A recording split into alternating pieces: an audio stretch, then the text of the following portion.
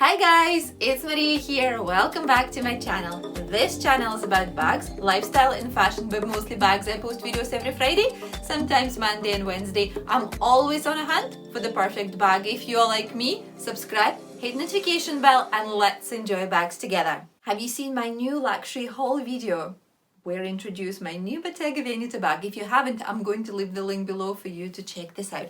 If you have, you know that this year, when budgeting, I allowed myself a one wild card bag. This means that anytime this year I can buy a one bag at any price whenever I want. And without further ado, immediately I got myself Bottega Veneta Andiamo bag, East-West in the small size in the beautiful fondant chocolate color.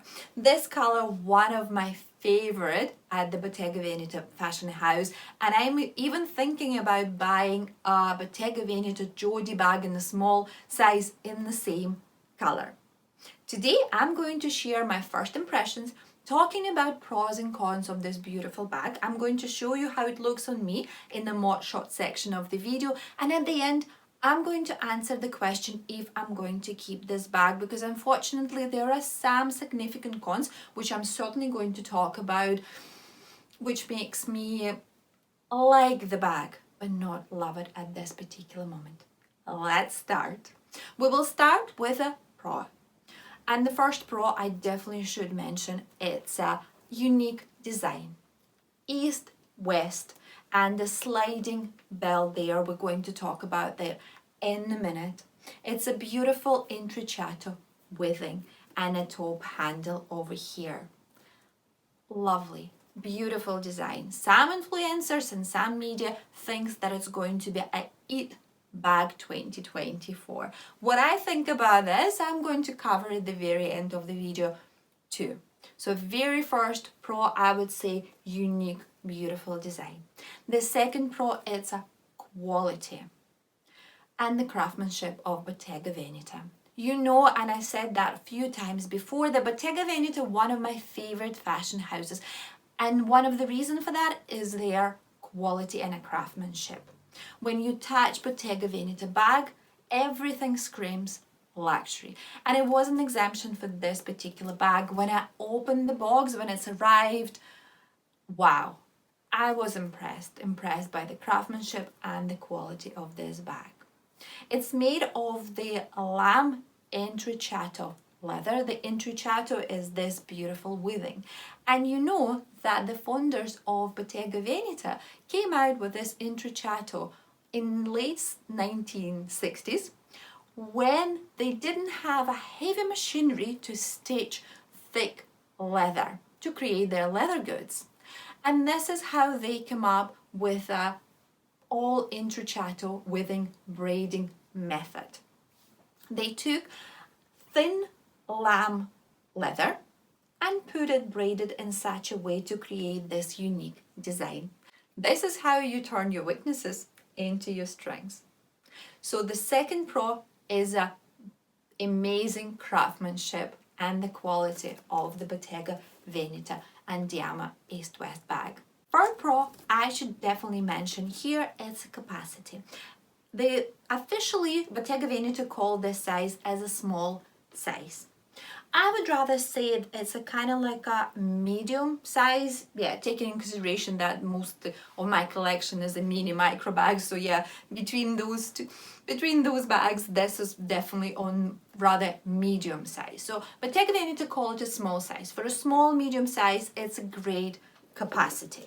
If we're looking inside the bag, you can see that it's a two large compartments, very spacious and beautiful. And I do believe that some people might use some organizers there, because there is no much organizing space there with two back pockets. The back pockets are pretty small and quite tight. I wasn't able to put my large iPhone Pro Max in there. It does not go in there at all, but I think a smaller item such as cards would easily go in there. And then on the other side we have a larger pocket The iPhone Pro Max easily go in this large pocket over here. A little bit snag, stay there pretty tight, but goes there easily. And the same with a gold hardware zipped pocket as well. Same situation there. Oh, I have a little thingy here as well. That's what we have inside. And apart from that, like I usually call it one big haul. If you try to put the bottle of water, we have 750 ml here, it's, you can see, easily go in there. But just be careful because the lining inside the bag is a lamb leather as well, and we all know that the lamb leather is usually pretty delicate in relation to any stains or marks. If we're talking about the exterior of the bag and how intrecciato weaving, intrecciato leather is responding to the scratches and the marks, due to the very super soft nature, yes, it's an easy to scratch bag. However, you wouldn't be able to see those scratches due to that soft nature of the bag. And this is the one of the beauty of intrecciato bags, that they are going to look perfect in many, many years ahead as well. Scratches will camouflage into that. Just be aware of the raining with the lamb leather. It might affect that. I do have my Bottega Veneta padded cassette, and I got into the rain quite a few times when I was wearing that bag. Yes, it did respond good, and I didn't have any bad outcome of it. But please, let's just keep in mind that it's still a lamb leather and it's a very delicate. If we're talking about the color transfer, I'm not going to be afraid of that if I'm going to keep this beautiful Andiamo bag. However, for the lighter color, and again here I'm going to mention my Bottega Veneta padded cassette bag in caramel color. And yes, it does have some color transfer from me wearing a darker clothes, especially denim. I didn't think about that in the first place when I've got that bag, and that's why I've learned my lesson a hard way. So keep that in mind when you're dealing with lamb leather bags. One more thing that I definitely should mention when we are talking about the intrecciato weaving and the leather. If you look closely into those tiny little pieces of leather, you would be able to see that the edges are not glazed or piped, like it usually happens with any other brands. Yes, it's a signature of the Bottega Veneta, and yes, over the time, with a really frequent use, they can get a little bit of fluffy at the ends. It didn't happen with any of my other bags, and I do have the intrecciato weaving, intrecciato wallet, which is almost 20 years old, from Bottega Veneta as well, and it doesn't have anything like that, but I've seen some people reporting that it's getting a little bit of fluffy at the edges, but again, it just adds this vintage vibe to the bag, so I don't think it will spoil the appearance of the bag much. So here at the number 3, we're talking about as one of the main pros is the durability of the bag and the leather. The next pro, here I should talk about weight. When I first tried this bag, it felt really lightweight, and I was quite surprised to find out that overall, with the strap and with this metal, solid metal bow over here, the bag weighed 760 grams.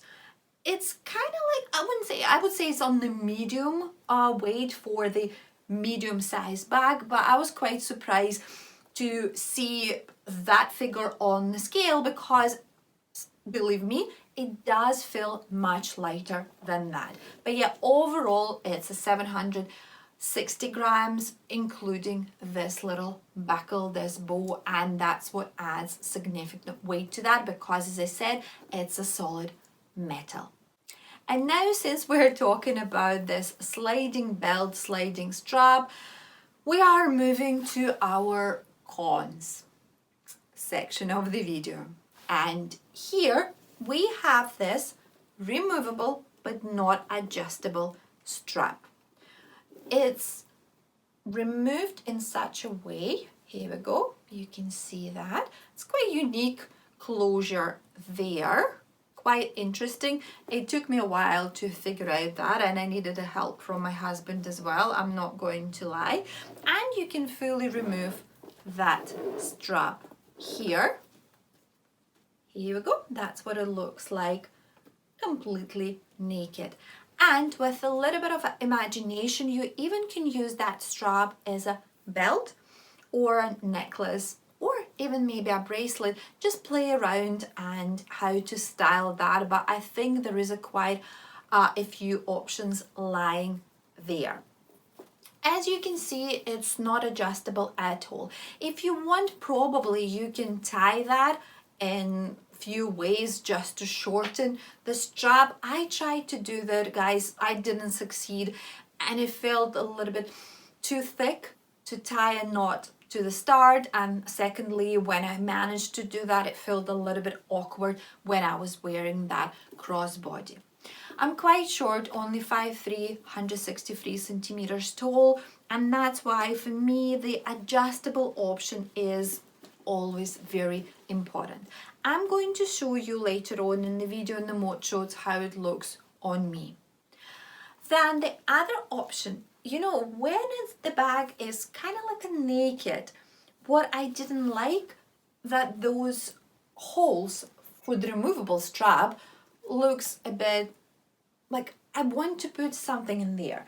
I was thinking you can style that with a twilly or a scarf, something like that. It will play around again, just use your imagination. And I actually played around and created a few nice styles with my Louis Vuitton silk scarf as well. But on its own, I think because this bow is such an important part of the Andiamo bag identity, therefore without that, it looks a little bit of naked, like it's missing something.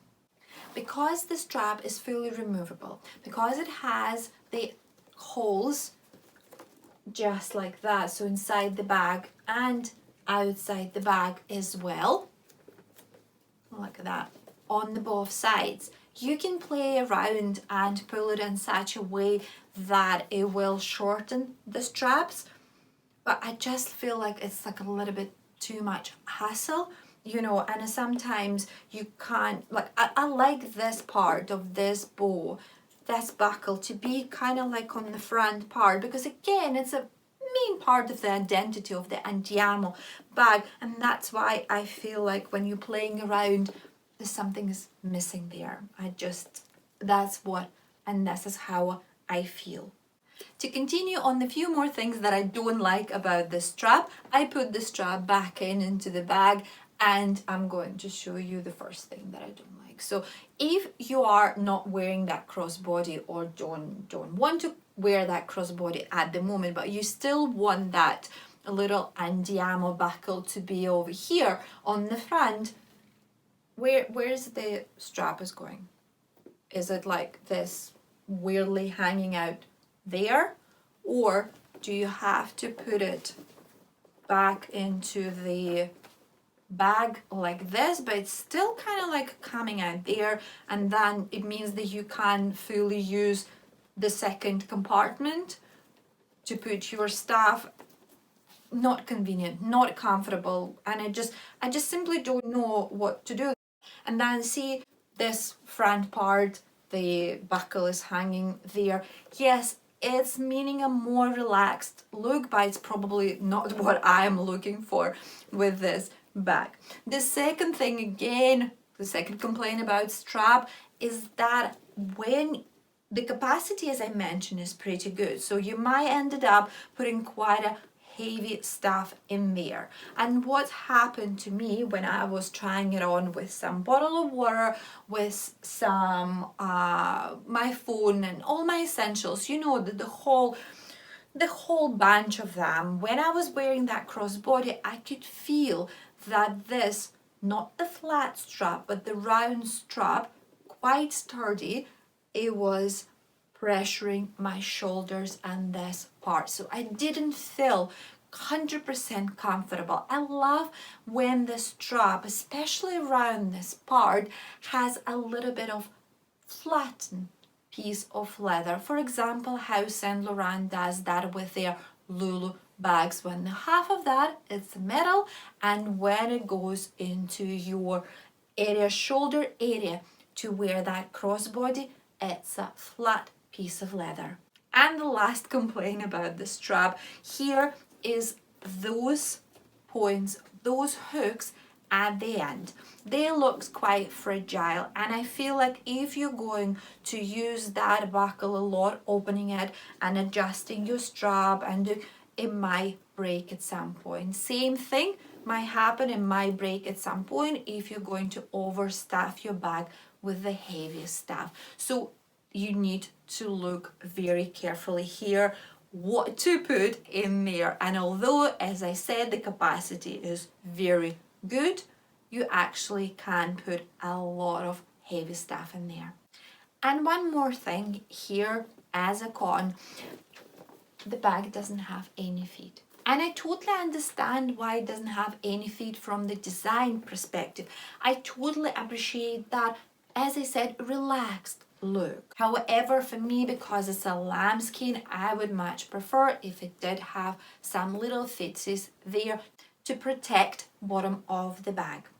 Then again, another con here, and it's a magnet. And again, it's a con for me. It would be completely different for you. The magnets are not strong enough. Yes, we have two magnets closures over here, but they are so slight.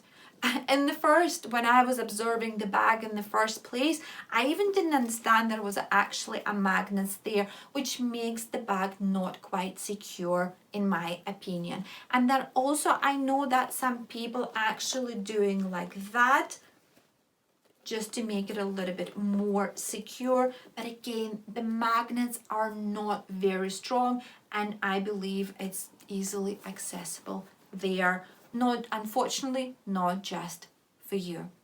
Moving to the next con, and here I'm going to talk about taupe handle. And again, that's one of my personal things. I love a taupe handle bag. I love to wear the bag in my hands, such a girly way, you know, and also on the crook of my arm. Here on the website, it says that the drop is a 10 centimeters, slightly over 3 inches. I did measure that myself. Guys, it's a 6 centimeters, 2.5 inches. And therefore, yes, it's perfectly sitting in your hands, but when you try to wear that on the crook of your arm, it does go when you are wearing like cardigan like I do right now. But however, unfortunately, I do not live in LA. I wish I did, but unfortunately I'm not. And I do have to wear a lot of jackets and coats in Scotland here. And when I was wearing a jacket, I couldn't pass this midpoint when I was trying to wear that on the crook of my arm. And in this case, it did feel very uncomfortable. And before we're going to move to the more short section of this video, I definitely should mention, yes, there is the option to wear this bag as a shoulder bag like this.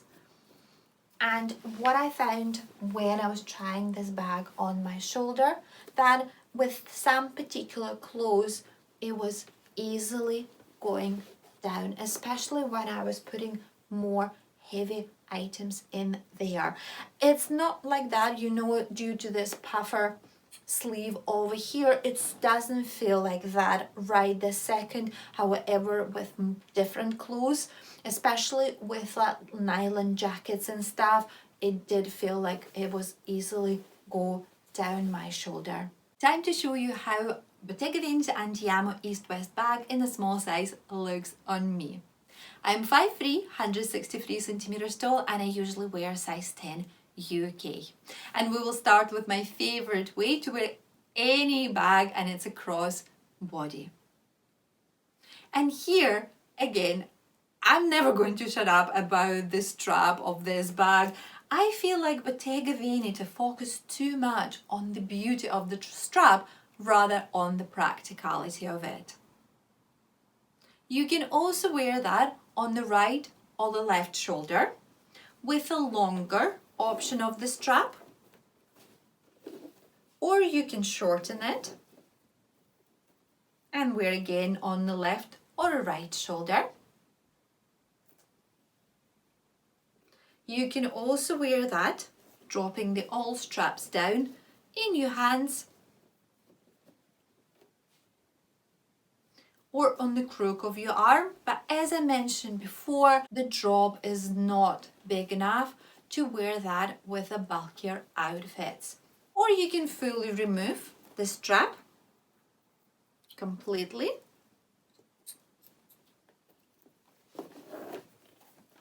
and wear that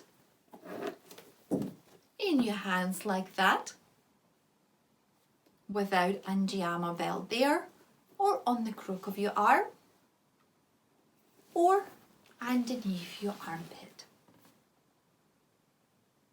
To conclude this video, I want to answer the question if I'm going to keep this beautiful Bottega Veneta Andiamo East-West bag in a small size.